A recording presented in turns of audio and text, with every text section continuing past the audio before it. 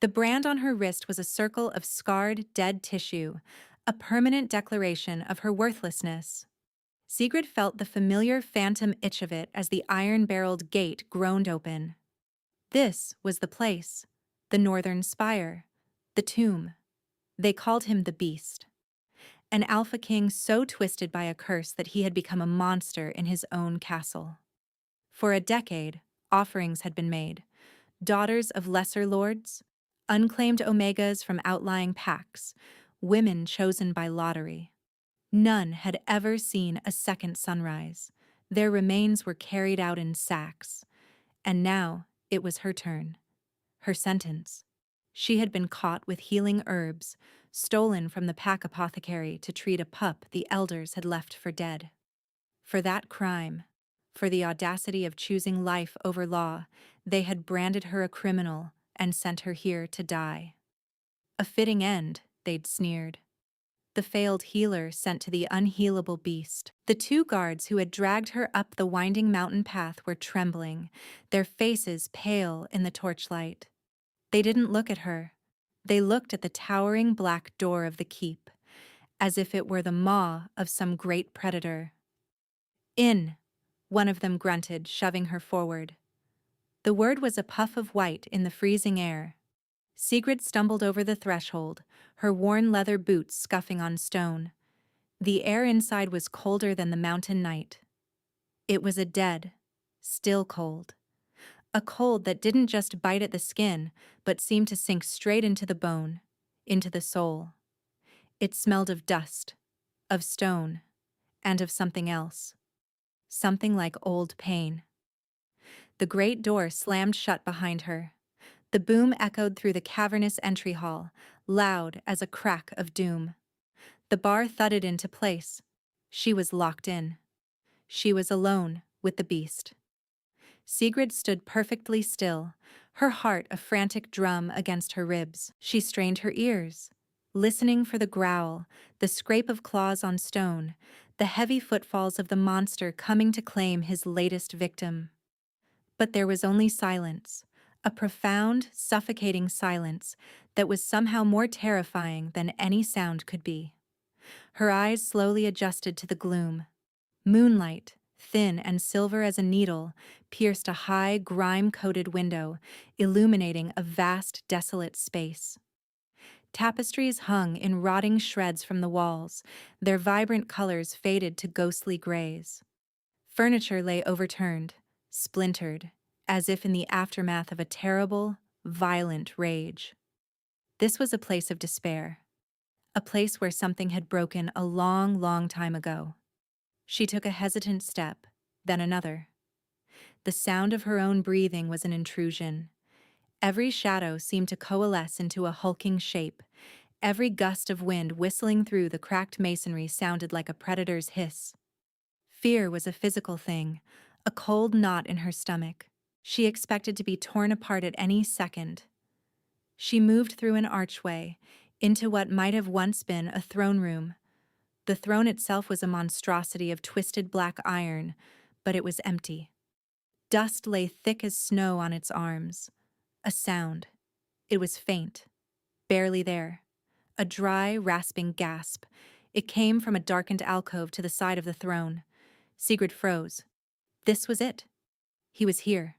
She squeezed her eyes shut, bracing for the teeth, the claws, the end. She thought of the pup she had tried to save, its small, warm body. At least she had done that one good thing. But the attack didn't come.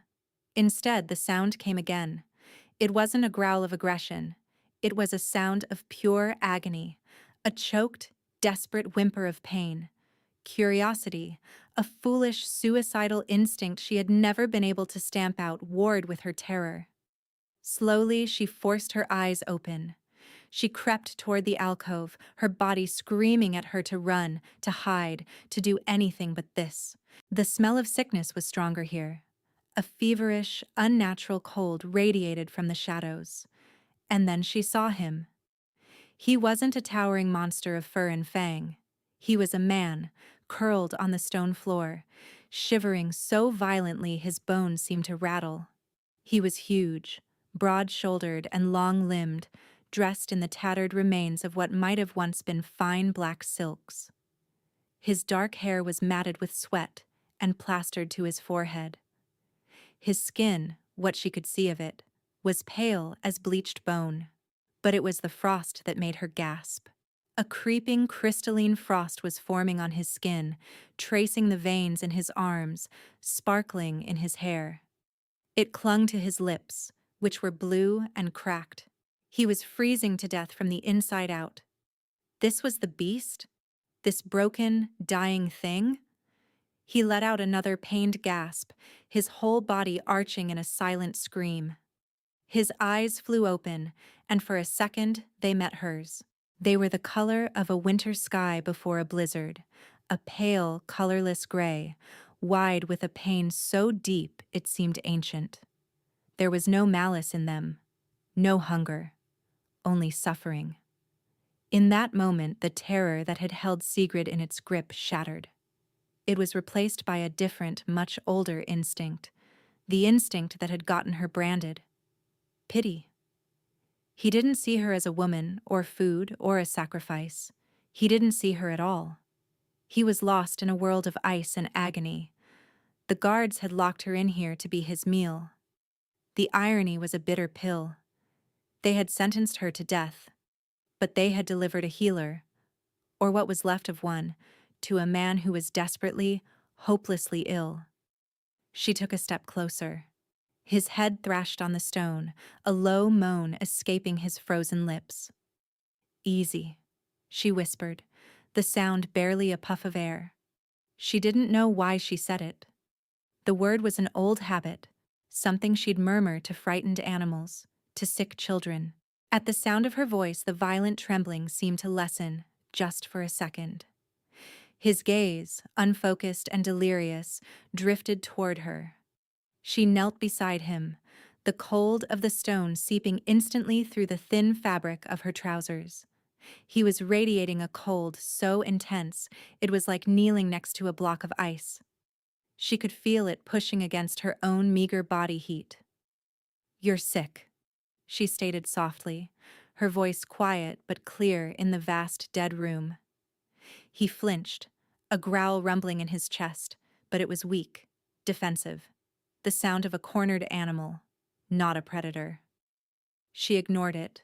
Her training, learned at her grandmother's knee before she'd been cast out, took over. Fever, unnatural cold. This wasn't a normal illness. It was a curse, a powerful one, but even curses had symptoms, and symptoms could be managed. "I'm not going to hurt you," she said, her voice steady. She had to believe it herself. She looked around the desolate room. There was nothing. No blankets, no water, no fire.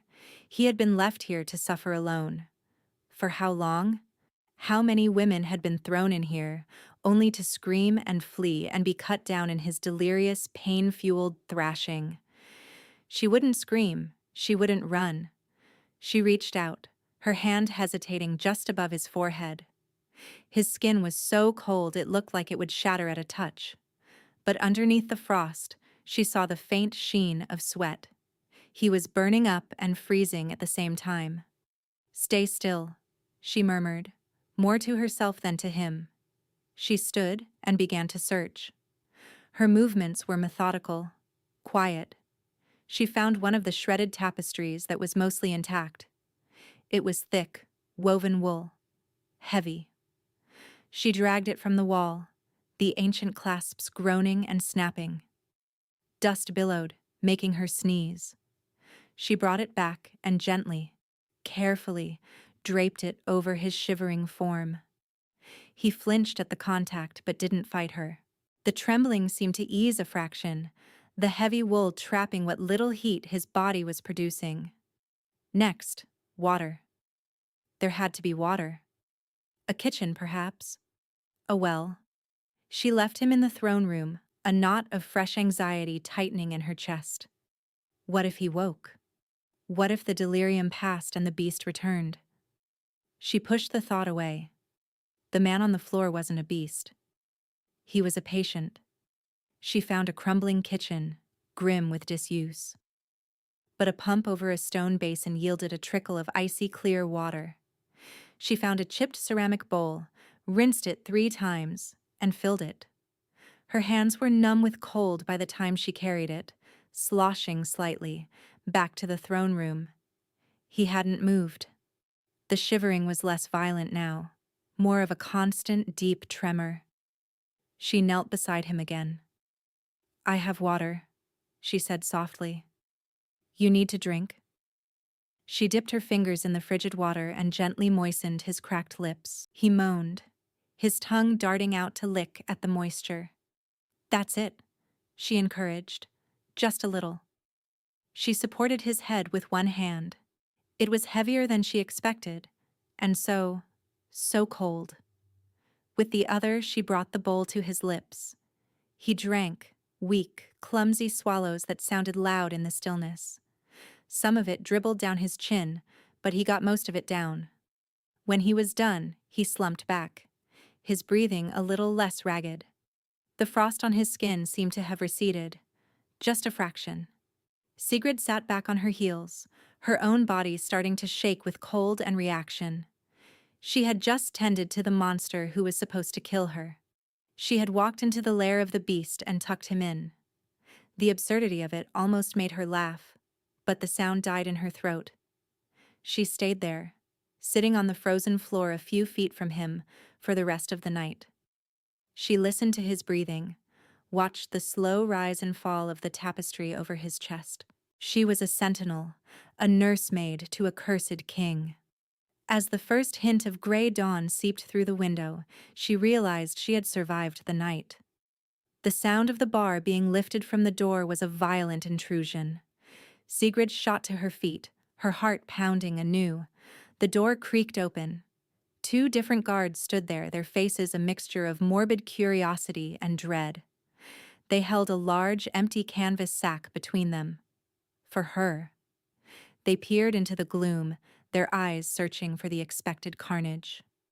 Then they saw her, standing, whole. Their jaws dropped. One of them made a small, choked sound. Sigrid stared back at them, her expression unreadable. She held the empty bowl in her hands. "He needs more water," she said, her voice clear and carrying in the morning air. "And herbs, if there are any left in the garden, willow bark and feverfew." She walked toward them, right past the empty sack meant for her bones. She didn't look back at the man shivering under the tapestry. She stepped out of the keep and into the pale, cold light of morning, leaving 2 stunned guards in her wake. She had walked out alive. The castle staff treated her like a ghost. Maids flattened themselves against walls as she passed. The cook, a stout woman with fear-haunted eyes, simply pointed a trembling finger toward the overgrown kitchen garden before scurrying away. The garden was a wreck, choked with weeds and buried under a layer of early frost. But her grandmother had taught her to see life where others saw only decay. She found a hardy willow struggling by the wall and stripped some of its bark. She located a patch of feverfew, its leaves curled but still potent. It wasn't much, but it was a start. When she returned to the keep's main door, the guards were gone. The door was simply ajar. It seemed no one knew what to do with her. She was an anomaly, a problem they had no procedure for. She slipped back inside. The cold was still there, but it felt less menacing now, more familiar. Voss. She had heard the servants whisper his name, was still asleep. His breathing was deeper. She brewed a crude tea with the herbs and more water, letting the bark steep until the liquid was dark and bitter. Getting him to drink it was a challenge. He was barely conscious, but she was patient. She talked to him, her voice a low, steady murmur. "This will help with the pain. It will bring the fever down. Come on, my lord. Just a little more." She didn't know if he heard her, but the sound of her voice seemed to have a physical effect, calming the tremors, easing the tension in his limbs. It was as if the words themselves were a balm. This became their routine. She would tend to him through the long, dark hours, As morning came, she would emerge from the keep, a silent, spectral figure, to gather what she needed. She scavenged for firewood, and after a day of painstaking work, managed to coax a small, sputtering fire to life in the great hearth of the throne room. The warmth was a miracle.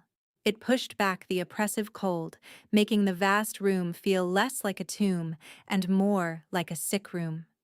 She dragged a discarded mattress closer to the fire and, with immense effort, moved him onto it. Days bled into a week. She learned the rhythms of his curse. The frost would advance, covering him in its beautiful, deadly lace. His pain would crest, and he would thrash and moan, lost in a delirium of ice. Then, slowly, it would recede, leaving him exhausted, weak, but lucid for brief periods. During those moments of clarity, his eyes would find her. Pale gray eyes, filled with a bewildered confusion. He would watch her as she stirred a broth, or added wood to the fire, or changed the damp cloth on his forehead. He spoke for the first time on the 7th day. His voice was a dry rasp, torn from a throat raw with disuse and pain. "Who?" Sigrid looked up from the bowl of broth she was holding. "My name is Sigrid," she said simply. He stared at her, a frown creasing his brow. "You are not afraid?" It was a statement, not a question. She considered it. The terror of the first night was a distant memory. Now she felt a weary competence, a sense of purpose. "You are ill, my lord. There is no beast here. Only a man in pain." His eyes widened slightly. A flicker of something. Shock, gratitude. Something she couldn't name passed through them before another wave of shivers racked his body and his gaze clouded over once more. She learned more about him in his delirium than she ever could in conversation. He would murmur names: a woman, Anya; a man, Leith. He spoke of sunlight, of a time before the cold. He never spoke of the women sent to him. She began to suspect he didn't remember them, that the curse took not only his warmth, but his mind, turning him into a mindless vessel of agony. The women hadn't been murdered. They had stumbled into the path of a storm and been broken by it. The intimacy between them grew in the quiet, necessary way it does between a patient and a caregiver. She knew the map of his scars, the sound of his breathing, the exact moment the frost would begin its terrifying advance. She saw him at his most vulnerable, his most broken. He, in turn, began to rely on her. In his pain, he would reach for her, his hand, cold as a corpse's, gripping hers with surprising strength. The only thing that seemed to anchor him, her voice became his lifeline. When the tremors were at their worst, she would speak to him, telling him stories from her childhood, reciting the properties of herbs, humming old lullabies, and the storm inside him would quiet. One evening, the fever was particularly bad. He was thrashing, his powerful body threatening to throw him from the mattress. The frost was creeping up his neck, toward his face. "Voss," she said, her voice sharp with worry. "Voss, listen to me. You have to fight it." He growled, a low, feral sound. His eyes were glazed, the pupils pinpricks of black in a field of ice. She grabbed his shoulders, trying to hold him still. "Listen to my voice," she commanded, pouring all her will into the words. "Come back." He stilled, his gaze focused on her, the delirium receding like a tide. He stared at her, breathing heavily. He lifted a hand, his fingers trembling, and gently touched the brand on her wrist. His touch was freezing, but it didn't burn. "Who did this to you?" he whispered, his voice hoarse. The question caught her off guard. No one had ever asked. They had only ever looked at it with scorn. "My pack alpha," she answered, her own voice barely audible. "I was disobedient." A muscle clenched in his jaw. A flicker of rage, cold and potent, flared in his pale eyes. It wasn't the rage of the curse. It was his own. For what? I healed a pup they condemned. He stared at the mark, then back at her face. They branded a healer for healing, he said, his voice flat with a terrible understanding. He saw the injustice of it. He saw her. In that moment, something shifted between them. The fragile bond of caregiver and patient deepened, twisting into something stronger, more complex. He was no longer just her charge, and she was no longer just his nurse. The next day, a formal procession arrived at the northern spire, knights in gleaming silver plate, their banners snapping in the wind. They were led by a woman on a white mare, her bearing regal and imperious. She was beautiful in the way of a glacier, all sharp angles and cold, merciless light. Sigrid watched from a high window as the woman dismounted. The castle staff, who had been living in a state of suspended fear, rushed out to greet her, bowing and scraping. Voss was awake, propped against a pile of furs by the fire. He was weak, but the lucidity was holding longer each day. He saw the direction of her gaze. A low growl escaped him. Isolda! The name was a shard of ice. Who is she? Sigrid asked, not taking her eyes off the woman below. She was a suitor, Voss bit out, the words tasting like poison. From the southern peaks. I refused her. Isolda swept into the throne room as if she owned it. Her eyes, the color of hard jade, took in the scene. The fire, the mattress, the empty bowls. And Sigrid. Her gaze lingered on Sigrid, sharp and calculating, filled with an instant venomous disdain. So, Isolda said, her voice like honey laced with frost. The rumors are true. One of them survived. She looked at Voss, a cruel smile playing on her lips. I must say, I'm disappointed in you, my lord. Your standards have fallen. Get out, Voss rasped, trying to push himself up, but a wave of dizziness sent him slumping back. Isolda laughed, a sound like shattering glass. Oh, my dear Voss, I am not here for you. I am here for her. Her eyes fixed on Sigrid again. The council has been most interested to hear about the witch who has taken up residence in our king's chambers. A criminal, I'm told. Branded. Sigrid felt a chill that had nothing to do with the curse. She has been using foul magic to ensorcel you, my lord, Isolda purred, addressing the room, the knights who had followed her in, keeping you weak, dependent, while she plots to steal your throne. It was a lie, so blatant and absurd, but Sigrid saw the flicker of belief in the guards' eyes. They wanted an explanation for her survival. A witch was an explanation they could understand. She healed me, Voss growled, his voice weak but firm. She is under my protection. Protection? Isolda's eyebrows rose. You can barely stand. You are in no position to protect anyone. In fact, she said, her voice dropping, the council has granted me regency until you are recovered. My first act is to deal with this infection. She snapped her fingers. Two of her knights stepped forward, their hands on the hilts of their swords. No, Voss snarled, a true bestial sound of rage. He tried to get to his feet, to place himself between Sigrid and the knights, but the effort was too much. The frost, which had been dormant, suddenly flared across his skin. He cried out, a raw sound of agony, and collapsed, shivering violently. The curse had been triggered by his rage, by his desperation. Voss! Sigrid cried, rushing to his side, but the knights grabbed her. Strong, mailed hands clamped down on her arms. You see? Isolda said with grim satisfaction. Her very presence agitates the curse. She is poison to him. She looked down at Sigrid, her face a mask of triumph. Take the witch to the dungeons. She will be purified by fire at dawn. They dragged Sigrid away. She fought, kicking and struggling, her eyes locked on Voss's writhing form. He was lost to the pain again, the cold consuming him, all because he had tried to defend her. I'll be back, she screamed at him, a desperate, hopeless promise. I'll come back for you. The last thing she saw before they hauled her from the room was Isolda standing over Voss, a look of triumphant possession on her face. The villain hadn't just arrived. She had won. The dungeon was a pit of despair. The cell was small, damp, and smelled of misery and mold.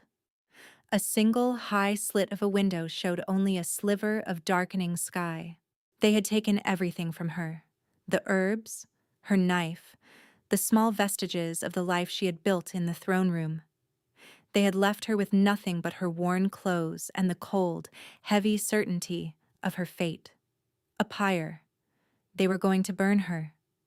The death of a witch. She sank onto the damp straw, wrapping her arms around herself.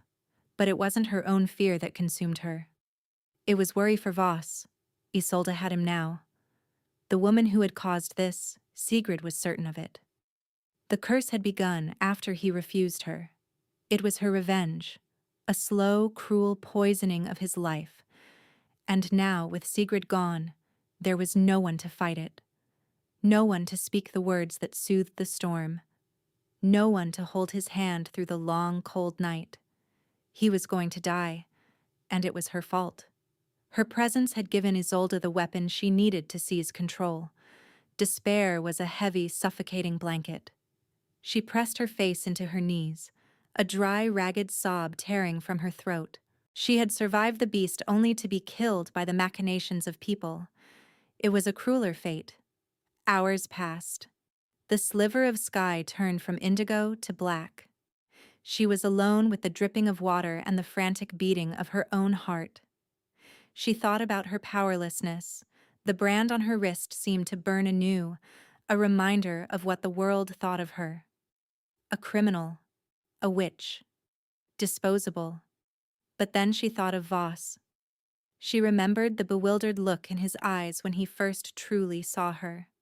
The way his cold fingers had traced her brand, not with revulsion, but with anger on her behalf. The desperate, futile way he had tried to stand for her. He hadn't seen a criminal. He had seen a healer. He had seen her. A new emotion began to smolder beneath the despair, a hot, defiant coal. Rage. Rage at Isolda for her cruelty. Rage at the council for their foolishness. Rage at a world that would let a good man die in agony while it condemned the only person who could help him. She would not let him die. She had made a promise. She stood up, the straw rustling around her feet. She walked to the heavy oak door of her cell and placed her hands flat against it. It was cold, solid, unyielding. "I will come back for you," she whispered into the wood, the words a vow. The night wore on. The rage cooled into a hard, dense resolve. She would not die meekly.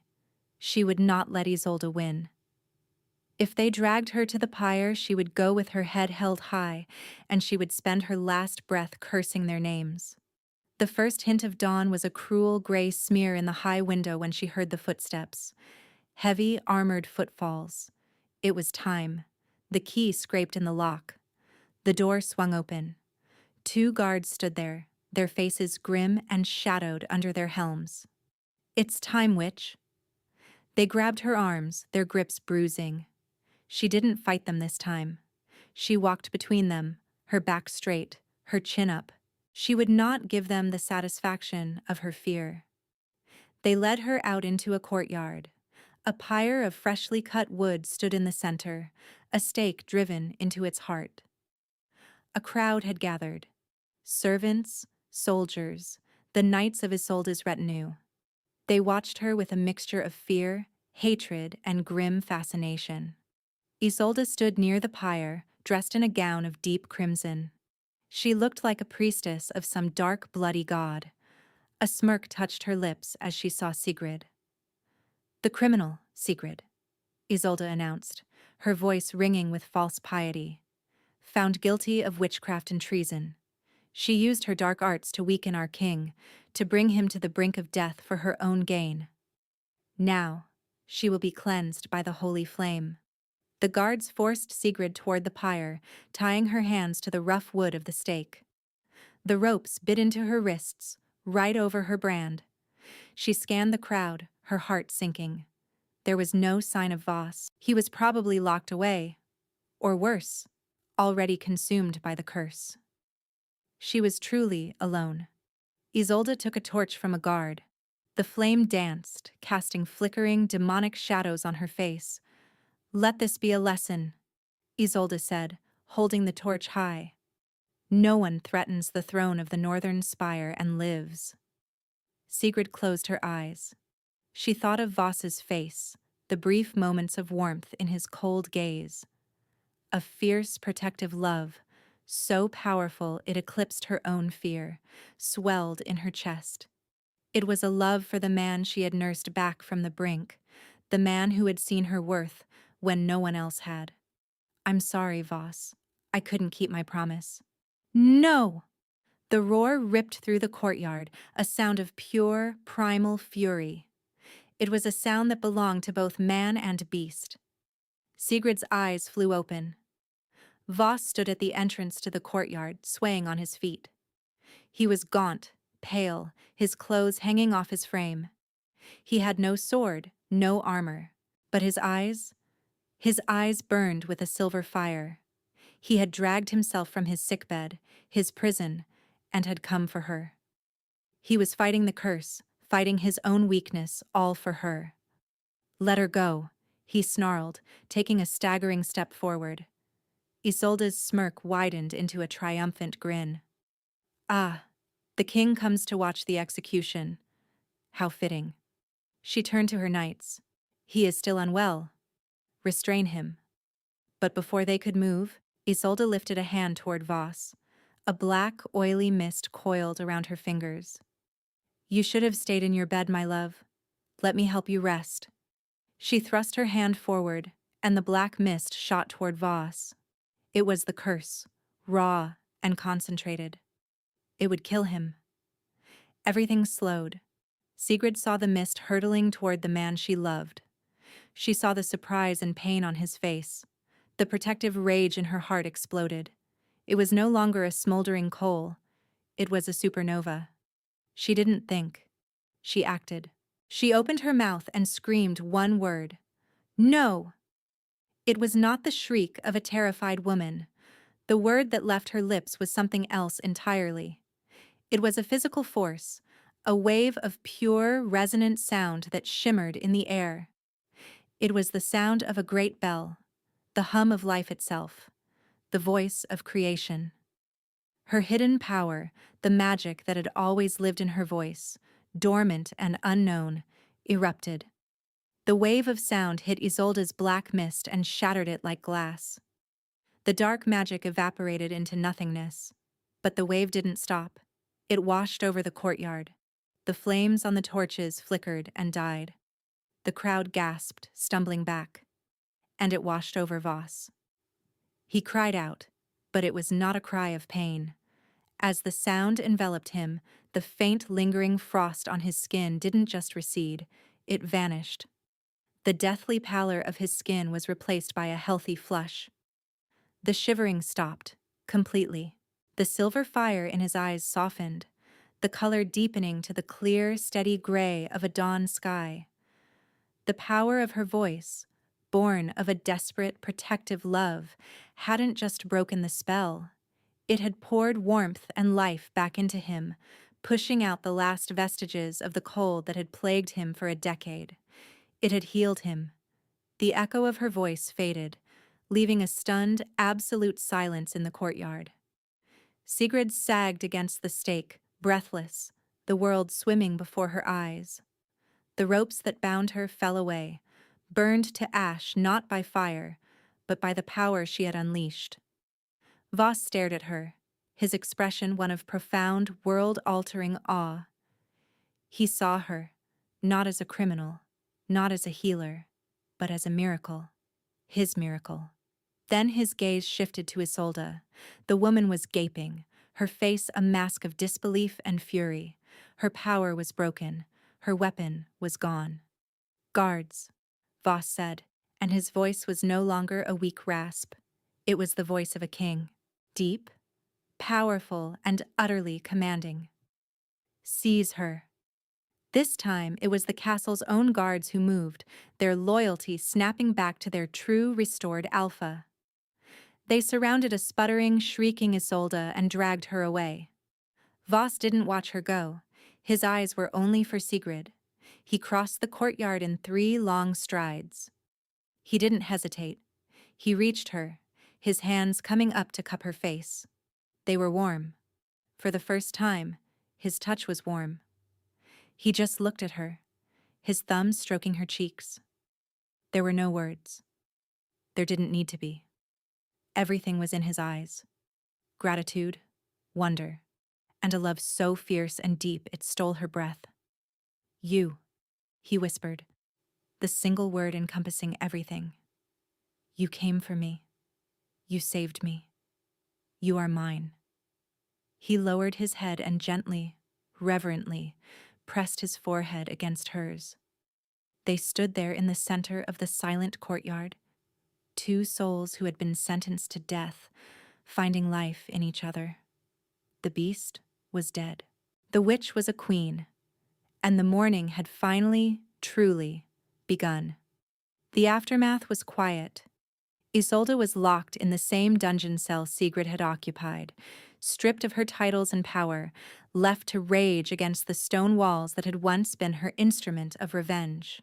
The council members who had condemned Sigrid fell over themselves with apologies, their faces a comical mixture of terror and awe. Voss dismissed them with a cold wave of his hand. He had no time for politics. He led Sigrid from the courtyard, his hand protectively on the small of her back. He took her not to the cold throne room, but up a winding staircase to the royal apartments, chambers that had been sealed for 10 years. Unlike the rest of the castle, this place was untouched by decay. It was filled with sunlight streaming through clean glass windows. The air was warm. He led her to a sitting room, with comfortable chairs and a hearth where a fire already burned brightly, laid hours before by a hopeful servant. He sat her down in one of the chairs and knelt before her, taking her hands in his. His were so warm, so full of life. It was a miracle she could still feel. Sigrid, he began, his voice thick with emotion. He looked at her hands, then at her face, as if he couldn't quite believe she was real. What you did? I don't know how, she whispered, shaking her head. I couldn't let her hurt you. Your voice, he said, his gaze full of wonder. All this time, I thought it was just soothing, but it's more. It's life. It was the only thing that could reach me in the cold. He brought her hand to his lips and kissed the scarred skin of her wrist over the brand. You healed me, not just my body. You healed my soul. Tears she hadn't been able to shed in the dungeon now welled in her eyes. I saw the man, she choked out. Not the beast. I always saw the man. He stood, pulling her to her feet. He wrapped his arms around her, holding her close, burying his face in the crook of her neck. She could feel the steady, strong beat of his heart against her chest. He was solid, and warm, and real. She wrapped her arms around his waist, holding on tight. They stood like that for a long time, simply breathing each other in. The terror and the cold and the pain were gone, burned away by the force of her voice and the strength of his will. For 10 years, he murmured into her hair, this castle has been a tomb. I was a ghost in my own home, trapped in a winter that would not end. Every woman they sent. I don't remember their faces. I only remember the screaming and the pain and the cold getting worse. He pulled back to look at her, his hands framing her face. And then you came. You didn't scream. You walked into the heart of the storm and you spoke. And for the first time in a decade, I felt something other than pain. I felt hope. A tear traced a path down her cheek, and he gently wiped it away with his thumb. I love you, Sigrid, he said, the words simple, clear, and absolute. There was no curse to stop him now. no fear to hold him back. It was a declaration earned through fire and ice. I think I started loving you the moment you looked at the monster on the floor and saw a man who needed help. The words hit her with the force of a physical blow, but it was a blow that healed, that mended all the broken pieces of her. The brand, the scorn, the worthlessness. It all fell away. He loved her. The king, the alpha, the man she had saved, loved her. I love you, Voss, she whispered back, and the words felt like coming home. Her own voice, the thing that had been a secret weapon, was now just a vessel for the truth of her heart. He smiled, a true, breathtaking smile that transformed his harsh, beautiful face. It was like watching the sun rise after a lifetime of winter. He lowered his head and kissed her, a tender, searching kiss that held all the promises of a new world. 3 months later, the northern spire was unrecognizable. Spring had come to the mountains, and it seemed to have come to the castle as well. Sunlight streamed into halls that were now clean and bright. The rotting tapestries had been replaced with new ones, vibrant with color. The sound of laughter echoed in the corridors, where servants now worked with cheerful efficiency, their fear of their lord replaced by a fierce, protective loyalty. Sigrid stood on a balcony overlooking the valley. The air was sweet, with the scent of pine and damp earth. A gentle breeze tugged at her hair, which she now wore loose and unbound. She was dressed in a simple gown of deep forest green, the fabric soft against her skin. She was no longer a prisoner, no longer a pariah. She was the queen. Her brand had been publicly declared a mark of honor by Voss, a symbol of the courage and compassion that had saved their king and their kingdom. The story of the criminal healer who had tamed the beast was already becoming a legend. Voss came to stand behind her, wrapping his arms around her waist and pulling her back against his chest. He rested his chin on her shoulder, his warmth a constant, reassuring presence. "What are you thinking about?" he asked, his voice a low rumble against her ear. "How quiet it is," she said. "The silence used to be terrifying. Now, it's peaceful." "That's you," he murmured, kissing the side of her neck. "You brought the peace." Her power had settled. She had learned to control it. It was not a weapon for shouting down armies, but a tool for mending. Her voice could soothe a crying child, encourage the fledgling plants in her new garden, and sometimes, when Voss woke from the faint echoes of old nightmares, it could sing him back to a peaceful sleep. He turned her in his arms to face him. His gray eyes were full of a soft, steady light. The haunted look was gone forever, replaced by an unwavering love whenever he looked at her. He took her hand, his thumb gently stroking the faint, silvery scar on her wrist. The ugly, puckered brand had faded, the dead tissue healed by some lingering magic of her own, until only a thin, pale circle remained. "Does it hurt?" he asked softly. It was the same question he had asked in the depths of his fever, but now it held a different weight. She smiled, covering his hand with her own. Her gaze was clear and full of a strength she had never known she possessed. "Not anymore," she said. Her voice was warm and sure, and full of life.